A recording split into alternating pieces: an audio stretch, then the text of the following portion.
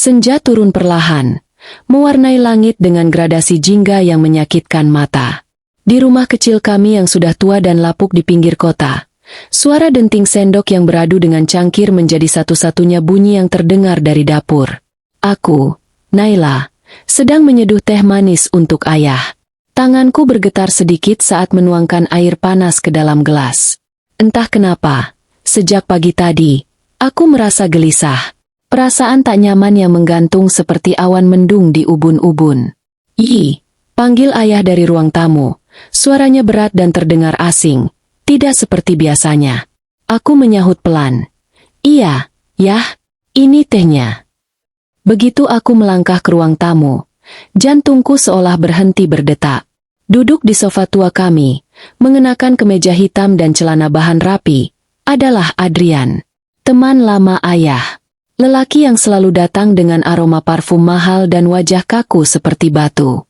Umurnya jauh di atas ayah, mungkin sudah 40 lebih. Wajahnya masih tampan, tapi matanya dingin, nyaris beku. Setiap kali dia datang, aku selalu merasa seperti diamati, bukan dengan rasa hormat, tapi seperti kolektor melihat barang yang hendak dibelinya. Tanganku mencengkeram gelas teh itu lebih erat. "Kau sudah lulus SMA, kan, Naila?" Suara Adrian tiba-tiba menyapa, datar namun tajam seperti pisau. Aku mengangguk, menatap ayah sekilas, berharap beliau bicara. Tapi yang kulihat hanya wajah lelah, penuh kerutan dan mata yang tak sanggup menatapku. Adrian berdiri, lalu menyodorkan tangan seolah ingin menjabat. "Selamat, ya, gadis cantik dan cerdas. Pantas untuk masa depan yang istimewa." Aku hanya membalas dengan senyum tipis, menunduk, tanganku tidak menyambut. Dan saat itulah, percakapan itu dimulai. Awalnya samar, bisikan, tapi aku mendengar. Aku memang ingin mendengar. Malam itu, saat mereka pikir aku sudah tidur, aku duduk diam di belakang pintu kamar, menahan napas, mendengarkan suara mereka dari ruang tamu. "Aku mohon, Adrian, beri aku waktu." Naila belum tahu apa-apa. Suara ayah penuh keputusasaan. "Waktu tidak akan menyelesaikan apapun, Herman," jawab Adrian tegas. "Aku bisa bantu semua utangmu lunas. Tapi aku ingin Naila sebagai istriku. Kau tahu aku serius." Ayah menghela napas panjang. "Tapi dia masih anak-anak." "Dia sudah cukup umur secara hukum," potong Adrian cepat. "Lagi pula aku tidak butuh cinta dari dia. Aku hanya butuh seseorang yang bisa menemaniku, menjaga citra, mengurus rumah. Itu saja. Dan aku tidak akan menyakitinya, selama dia patuh." Aku menggigit bibir. Air mataku mengalir tanpa bisa kutahan. Dada terasa sesak. Ayahku, benarkah dia mempertimbangkan menjualku demi kebebasan dari jerat utang? "Dia satu-satunya yang kupunya," ucap ayah lirih. Aku merasa seperti ayah yang gagal."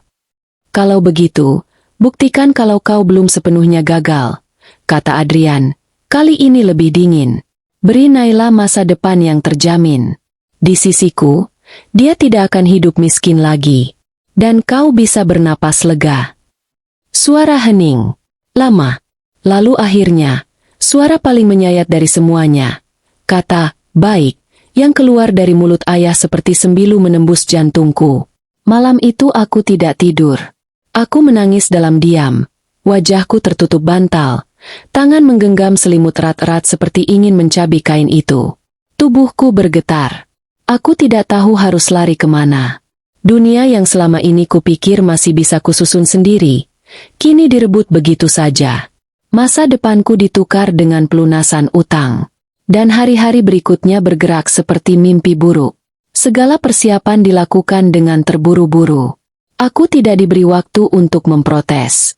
Bahkan aku tidak sempat memeluk pohon mangga kecil di halaman rumah yang selalu kujadikan tempat sembunyi waktu kecil. Pernikahan itu terjadi di hari Minggu, hanya sepekan setelah malam perjanjian mengerikan itu.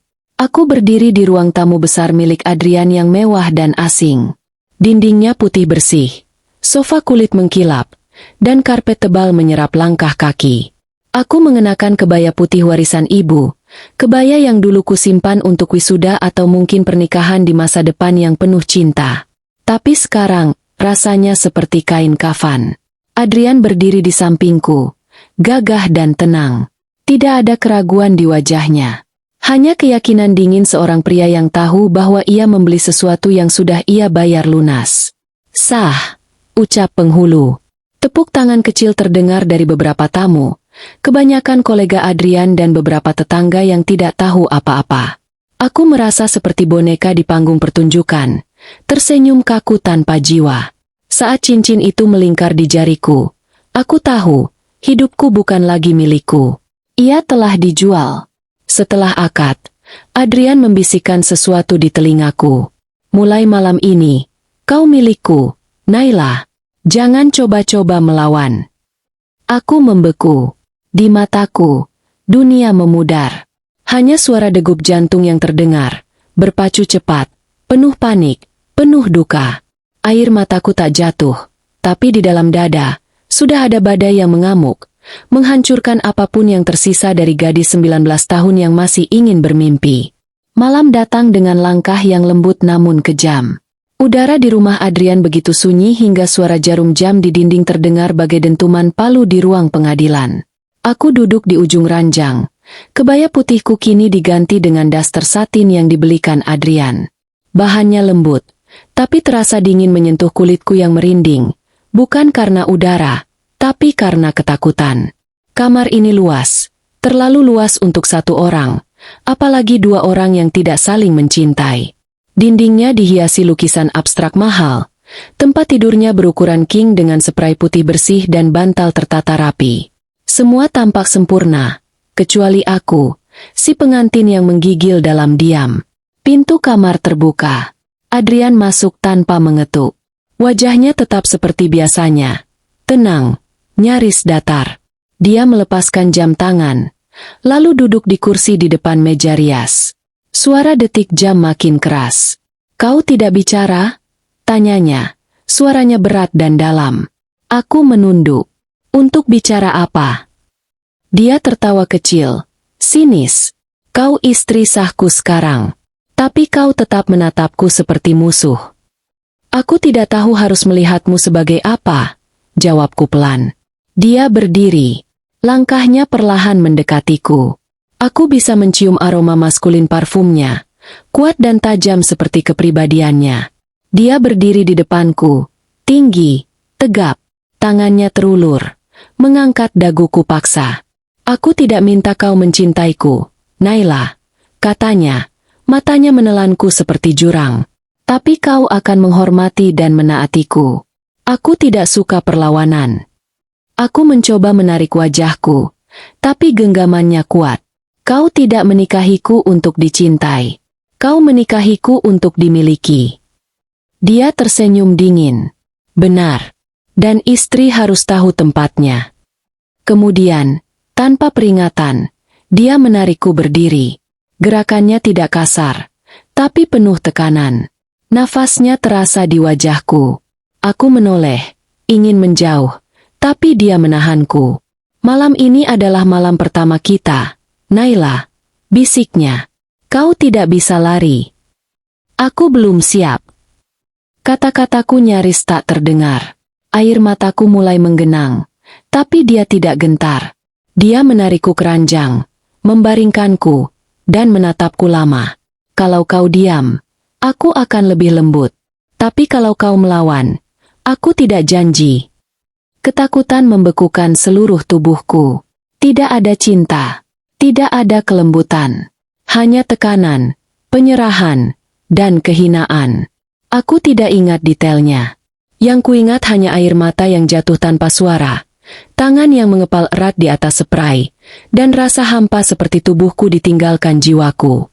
Saat semuanya berakhir, dia bangkit, mengenakan kembali kemejanya seolah tak terjadi apa-apa.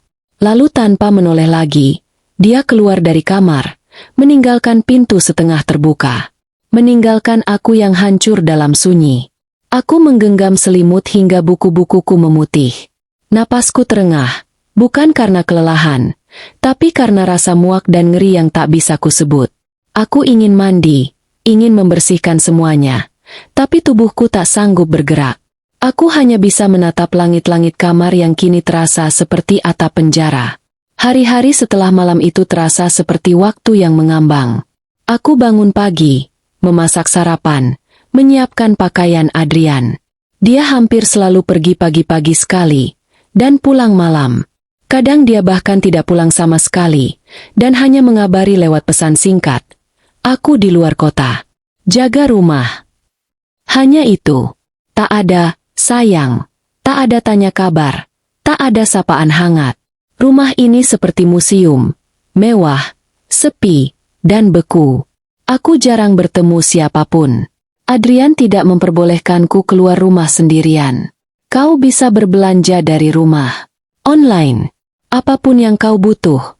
Katanya suatu malam tanpa menoleh dariku. Lalu teman? Sosial? Dunia luar. Teman hanya akan meracuni pikiranmu. Jawabnya datar. Kau hanya perlu aku. Aku ingin tertawa, pahit dan nyaring, tapi yang keluar hanya gumaman getir. Hari-hariku kulewati dengan menyapu, menata bunga, dan menatap jendela. Kadang aku duduk berjam-jam di depan jendela besar di ruang tengah, hanya menatap pohon dan burung yang terbang bebas. Mereka bisa terbang kemana saja. Aku bahkan tak bisa pergi ke depan rumah tanpa izin. Pada suatu malam, aku memberanikan diri mengangkat suara saat makan malam, momen langka saat kami duduk satu meja. Kenapa kau menikahiku? Tanyaku, memotong sunyi. Dia menatapku sekilas. Sudah ku bilang, aku butuh istri. Kau tidak memperlakukanku seperti manusia. Suaraku mulai bergetar. Kau memperlakukanku seperti boneka. Hanya untuk dilihat, digunakan, lalu ditinggal. Dia meletakkan sendoknya, menatapku lebih dalam. Matanya kosong, tapi suaranya jelas. Aku tidak peduli pada cinta, Naila. Sudah lama aku belajar bahwa cinta hanya melemahkan. Aku memilihmu karena kau bersih, sederhana, dan karena ayahmu menjualmu untuk menyelamatkan dirinya. Aku tidak pura-pura romantis, tapi aku menepati janji. Kau aman, tidak miskin, dan kau hidup nyaman di rumah ini. Itu cukup. Bagimu, mungkin cukup, bisikku. Tapi untukku, ini penjara. Dia berdiri. Jangan memancing sesuatu yang tidak bisa kau tanggung, Naila. Aku tidak membalas. Hanya menatap punggungnya yang menjauh. Meninggalkanku sendirian di meja makan mewah yang dingin dan tak berjiwa. Malam itu aku duduk di depan cermin. Menatap wajahku sendiri. Mata sembab, bibir pecah-pecah. Di balik riasan ringan, ada gadis yang perlahan hilang. Gadis yang dulu suka membaca novel di perpustakaan. Gadis yang ingin jadi jurnalis. Gadis yang suka tertawa sendiri karena hal konyol. Gadis itu hampir mati, tapi belum sepenuhnya. Aku mengambil buku catatan kosong. Aku mulai menulis. Bukan puisi, bukan cerita, tapi kebenaran. Tentang ketakutan, tentang pernikahan paksa, tentang tubuh yang diambil paksa, dan tentang jiwa yang mencoba tetap hidup. Malam pertama mungkin telah merampas sesuatu dariku, tapi tidak akan merampas segalanya. Aku bersumpah, suatu hari, aku akan mengambil kembali hidupku. Musim hujan datang tanpa permisi. Hujan turun deras di luar jendela, membasahi taman kecil yang tak pernah kujejakkan kaki lagi sejak hari aku menikah. Jendela besar di ruang tamu berembun, seperti mataku sendiri yang terlalu sering berkabut. Di sudut ruangan, lilin aromaterapi menyala redup, hanya menambah kesan bahwa rumah ini, meski mewah dan rapi, adalah penjara dengan aroma vanila. Sudah 3 bulan sejak malam pertama itu. Sejak hari aku kehilangan bagian dari diriku yang tak pernah bisa kembali. Tapi manusia, meskipun remuk, bisa belajar hidup dengan patahnya. Dan aku, perlahan mulai belajar bernapas di antara retak-retak yang kupendam. Adrian tetap dingin seperti sebelumnya. Kami tidur di ranjang yang sama, tapi terasa sejauh 2 benua. Ia tak lagi memaksaku setiap malam. Tidak karena kasihan, tapi karena aku kini terlalu pasif untuk menarik emosi darinya. Ia hanya datang, kadang menyentuhku, lalu pergi. Tak ada cinta, tak ada kata manis, tak ada pelukan. Hubungan kami hanya berjalan karena status dan kewajiban yang dibungkus diam. Pagi-pagi, saat ia pergi bekerja, rumah menjadi milikku. Hanya aku dan suara denting sendok, suara hujan, atau sesekali langkah kaki pembantu yang membersihkan halaman belakang. Aku duduk di ruang baca, ruangan kecil yang sepi pengunjung. Di sana ada rak buku tinggi, sebagian besar novel-novel klasik yang mungkin hanya dibeli untuk pajangan. Tapi di sanalah aku mulai membangun duniamu. Aku mulai menulis. Bukan lagi dalam catatan rahasia, tapi di laptop Adrian, yang dengan bodohnya tidak dikunci. Dia terlalu yakin aku tidak akan bisa berbuat apa-apa. Aku membuat blog anonim. Kupilih nama samaran, burung dalam sangkar. Setiap malam, aku menuliskan kisahku. Tentang gadis muda yang dinikahkan paksa demi utang keluarga. Tentang suami yang memperlakukannya seperti harta. Tentang malam-malam penuh kesepian dan rasa takut. Aku tidak menyebut nama atau lokasi. Tapi kisah itu nyata. Nyata seperti bekas di tubuhku. Nyata seperti luka yang tak bisa dijahit. Yang mengejutkanku, tulisan itu mulai dibaca banyak orang. Komentar-komentar masuk, dari perempuan lain. Dari istri-istri sunyi. Dari gadis-gadis yang pernah dipaksa. Dari ibu-ibu yang mengaku pernah kabur. Mereka memberiku semangat, meski tak tahu siapa aku. Kau tidak sendirian. Kau kuat. Bertahanlah. Suatu hari kau akan bebas. Mereka tidak tahu betapa kalimat-kalimat itu menjadi pelita kecil di lorong gelapku. Seolah dunia diam-diam menggenggam tanganku dari balik layar. Tapi kehidupan nyata tetap menggigit. Suatu malam, saat makan malam, Adrian menatapku cukup lama. Tidak biasanya. Kau tampak berbeda, katanya perlahan. Kau tidak lagi seperti dulu. Tidak cemas.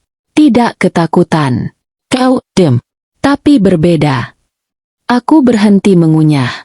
Mungkin karena aku sudah mati di dalam. Dia terdiam. Tangannya mengepal di atas meja. Jangan bicara seperti itu. Aku tidak bicara. Aku hanya menyampaikan kenyataan. Dia menyandarkan punggung, menatapku sejenak. Apa kau membenciku, Naila? Pertanyaan itu mengejutkanku. Bukan karena isinya, tapi karena dia menanyakannya. Baru pertama kali dia peduli tentang apa yang kurasakan. Aku tidak langsung menjawab. Aku tidak tahu, kataku jujur. Kadang aku pikir iya, tapi kadang aku hanya lelah. Dia tidak berkata apa-apa lagi. Meninggalkan meja. Malam itu dia tidur di kamar sebelah. Beberapa hari kemudian, saat aku membersihkan laci di ruang kerja Adrian, aku menemukan dokumen bertumpuk. Di antara dokumen perusahaan dan laporan proyek, ada selembar foto tua. Aku menariknya perlahan. Di foto itu ada Adrian, jauh lebih muda, tersenyum bahagia dengan seorang wanita berambut panjang yang cantik. Mereka berdiri di tepi pantai, tertawa lepas. Aku tidak tahu siapa dia. Tapi ekspresi Adrian sangat berbeda. Seperti manusia. Dan untuk pertama kalinya aku bertanya-tanya. Seperti membuka teka-teki. Apakah lelaki dingin yang kini menjadi suamiku pernah punya hati yang utuh sebelum dihancurkan? Tapi apapun masa lalunya, itu tidak membenarkan caranya memperlakukanku sekarang. Luka masa lalu bukan alasan untuk melukai yang baru. Tapi entah kenapa, melihat foto itu, rasa benciku padanya retak sedikit. Bukan lenyap, hanya berubah bentuk. Malam-malam setelahnya, aku mulai berani bertanya balik saat kami bicara. Aku mulai menatap matanya. Bukan untuk menantang, tapi untuk mengingatkan bahwa aku ada, bahwa aku bukan bayang-bayang. Dia mulai memperhatikanku lebih sering. Tatapannya lebih lama, tapi tak pernah menyentuhku. Seperti ada sesuatu yang ditahannya. Suatu sore, aku mendapati dia membaca dari laptopnya, menatap layar dengan raut aneh. Aku berdiri di ambang pintu. Apa kau tahu tentang blog bernama Burung Dalam Sangkar? Tanyanya tanpa menoleh. Jantungku berhenti sejenak. Aku mencoba bersikap tenang. Itu terdengar seperti blog yang menyedihkan. Dia tertawa kecil. Ya, sangat menyedihkan. Tapi jujur. Dan aku rasa tulisan itu terlalu jujur untuk fiksi. Aku tidak menjawab. Nafasku menegang. Dia menatapku perlahan.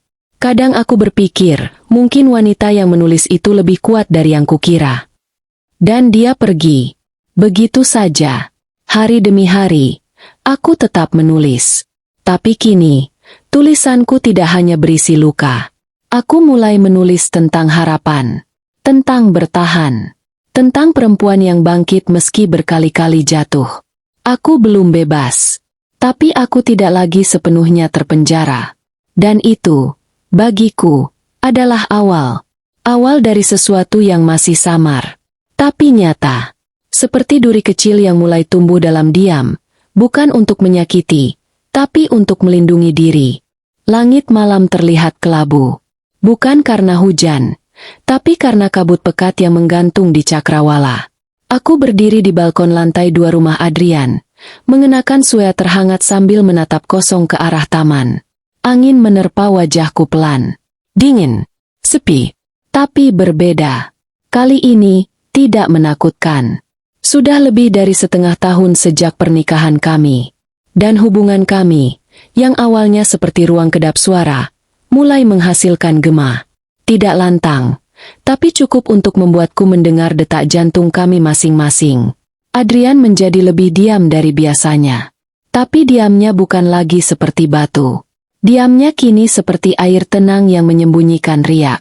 Dia sering memandangku tanpa bicara, seolah ingin berkata banyak tapi tak bisa. Dan aku tidak lagi menunduk jika dia bicara. Tidak lagi mundur ketika dia mendekat. Tapi aku juga tidak mendekat. Jarak kami tetap ada. Tapi sekarang, jarak itu tak lagi seperti tembok, melainkan seperti jembatan rapuh. Suatu malam, listrik tiba-tiba padam. Rumah mewah ini mendadak gelap gulita. Aku mencari lilin di dapur, menyalakannya, dan duduk di ruang tamu dengan cahaya temaram. Hening. Hanya suara detak hujan yang menimpa atap kaca. Adrian turun dari lantai atas. Wajahnya hanya terlihat sebagian oleh cahaya lilin. Kau takut gelap? Tanyanya tiba-tiba. Aku menatapnya. Tidak. Aku sudah terbiasa hidup dalam kegelapan. Gelap yang lebih pekat dari ini. Dia mendekat, duduk di seberangku. Untuk pertama kalinya, tanpa ketegangan. Dulu aku takut gelap, katanya pelan. Aku mengernyit. Tidak menyangka. Saat kecil, orang tuaku sering bertengkar. Mereka teriak-teriak tiap malam. Dan saat lampu mati karena listrik dicabut, aku bersembunyi di bawah selimut sambil tutup telinga. Suara Adrian terdengar jauh. Bukan dingin, tapi kosong. Kosong yang dalam. Mereka cerai waktu aku SMP. Ayahku pergi dan tidak pernah kembali. Ibu sibuk dengan pria-pria barunya. Aku tumbuh dengan kemarahan yang tidak pernah bisa kusebutkan pada siapapun. Aku mendengarkan. Diam, tapi penuh. Lalu aku jatuh cinta saat kuliah. Perempuan pertama yang membuatku percaya bahwa hidup bisa membaik. Senyum tipis muncul di sudut bibirnya. Namanya Raya. Cantik, pintar, dan manis. Kami hampir menikah. Tapi 2 bulan sebelum hari pernikahan, dia menghilang. Ternyata dia menjalin hubungan diam-diam dengan klien perusahaanku. Tangannya mengepal. Bukan hanya hatiku hancur, Naila, tapi karierku juga. Reputasiku. Klien itu menyebarkan gosip bahwa aku pria lemah dan mudah ditipu. Aku kehilangan banyak kontrak. Sejak saat itu, aku bersumpah tidak akan mencintai siapapun lagi. Aku terdiam lama, lalu bertanya pelan. Dan aku adalah bagian dari pembuktian bahwa kau sudah mati rasa. Dia menatapku dalam-dalam. Awalnya, iya. Aku pikir kau hanya gadis muda yang bisa kuatur, yang akan diam dan tunduk. Tapi sekarang, matanya tampak lebih lembut. Untuk pertama kalinya. Sekarang kau malah membuatku takut. Takut. Karena aku mulai merasakan hal yang kupikir sudah hilang. Hening menyelimuti kami. Suara hujan seperti musik latar dari film kelam yang tiba-tiba berubah genre. Aku tidak tahu harus berkata apa. Tapi ada bagian dalam diriku yang remuk. Bukan karena luka, tapi karena mendengar luka dari dia yang selama ini kupikir tidak bisa terluka. Aku bukan Raya, Adrian, kataku. Dan aku tidak minta kau mencintaiku. Tapi, aku ingin kau berhenti melukaiku hanya karena kau pernah dilukai. Dia menatapku lama. Tidak menjawab. Tapi dia tidak menyangkal. Esok harinya, sesuatu yang mengejutkan terjadi. Aku sedang di dapur, memotong apel, ketika Adrian masuk sambil membawa buku. Ini, katanya, menyerahkannya padaku. Kubaca tulisanmu semalam. Di blog itu. Jantungku berdetak cepat. Dia. Tahu pasti. Aku marah pada awalnya. Lanjutnya. Tapi makin kubaca, makin aku sadar. Aku bahkan tidak tahu siapa kamu sebenarnya. Aku menatap buku yang kini ku tahu adalah hasil printout dari blogku. Kau bisa menulis, katanya. Bukan hanya itu. Kau dan kuat. Aku menunduk. Menyeka air mata yang tiba-tiba mengalir tanpa aba-aba. Adrian, bisikku. Aku menulis karena itu satu-satunya cara aku tetap waras. Dia mengangguk pelan. Aku tahu. Dan aku minta maaf. Dua kata yang tak pernah kuharap keluar darinya akhirnya terucap. Maaf. Sejak malam itu, ada perubahan kecil. Sangat kecil. Tapi terasa. Dia tidak lagi menyentuhku tanpa izin. Tidak memaksaku bicara. Tapi, dia mulai bertanya. Tentang apa yang kusuka. Tentang buku yang kubaca. Tentang makanan favoritku. Aku masih tidur dengan waspada. Tapi tidak lagi dengan rasa takut. Aku masih menulis. Tapi kini dengan perasaan yang lebih terbuka.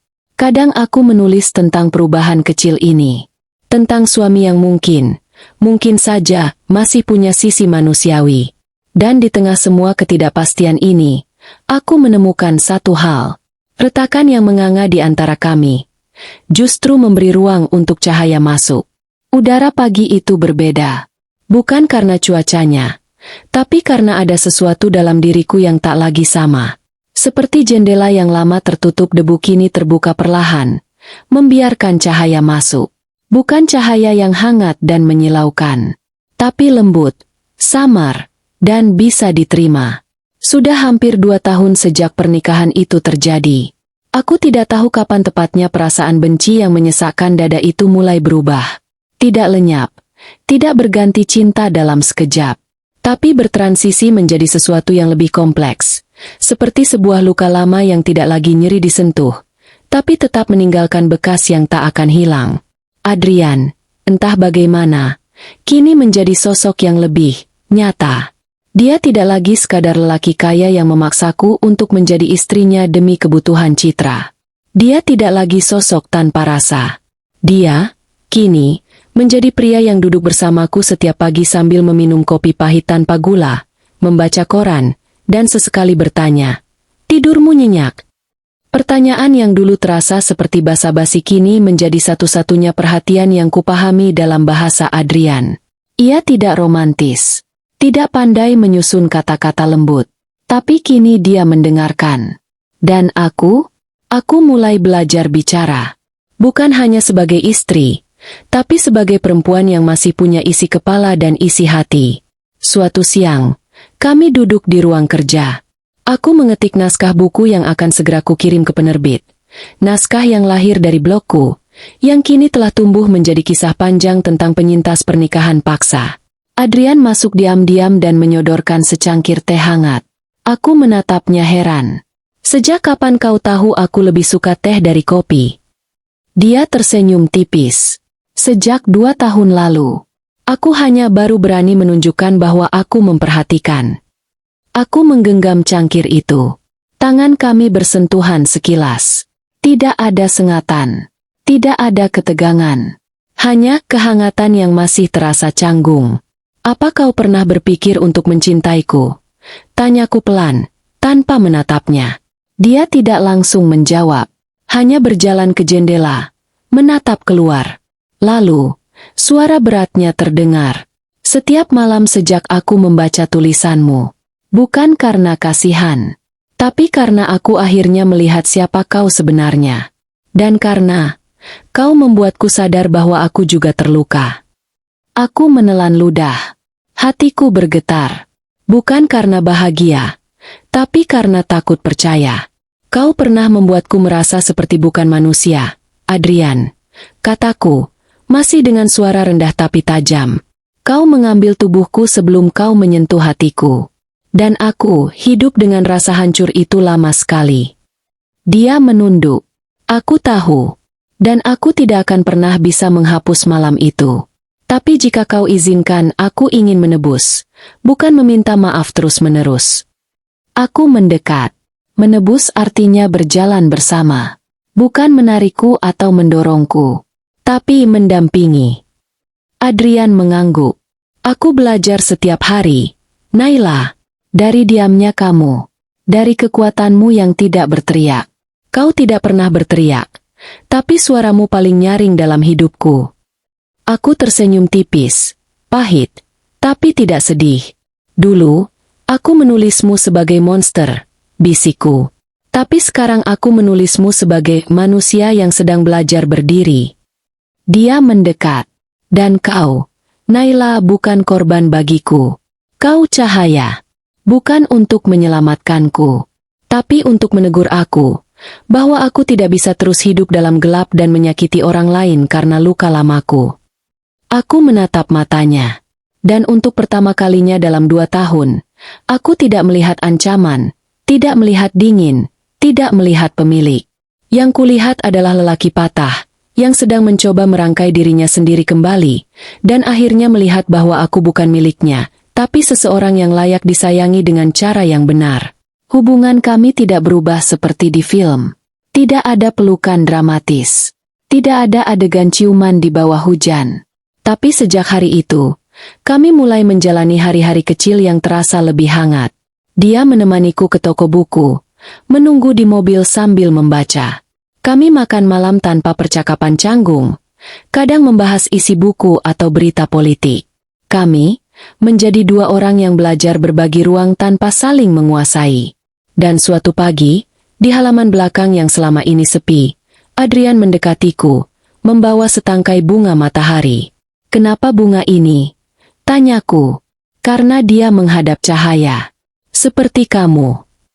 Aku menggenggam bunga itu, dan untuk pertama kalinya, aku berkata tanpa ragu.